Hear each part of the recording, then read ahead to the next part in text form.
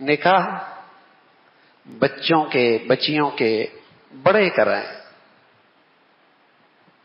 بڑے کرائیں، بڑے اپنی ذمہ داری کو نبھائیں۔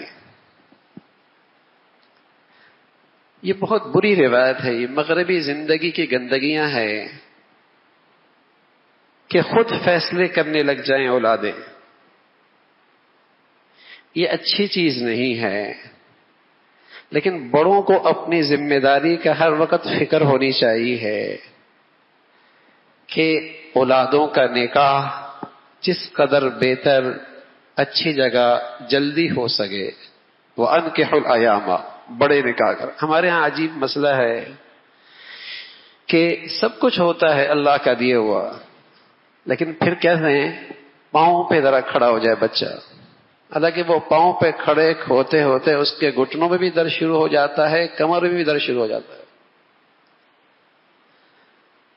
تو اللہ رب العزت نے فرمایا کہ تم پاؤں پہ کھڑے کرنے کی فکر نہ کرو، آمدنی کم ہے نا، اس نکاح میں اللہ نے ایک برکت رکھی ہے، اس نکاح کی برکت سے اللہ تمہارے فقر کو دور کر دیں گے، اپنے فضل سے تمہیں غنی کر دیں گے۔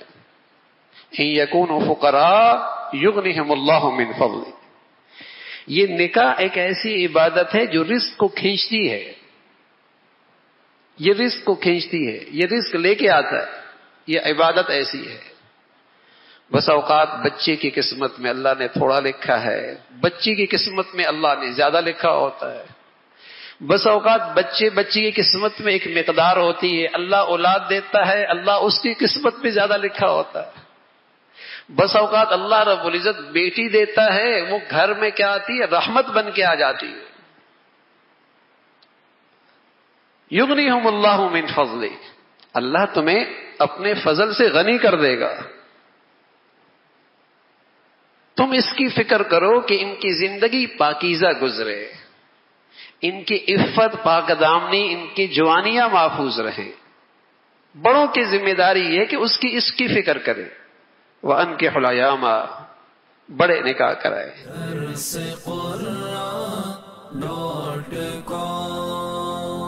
www.darsequran.com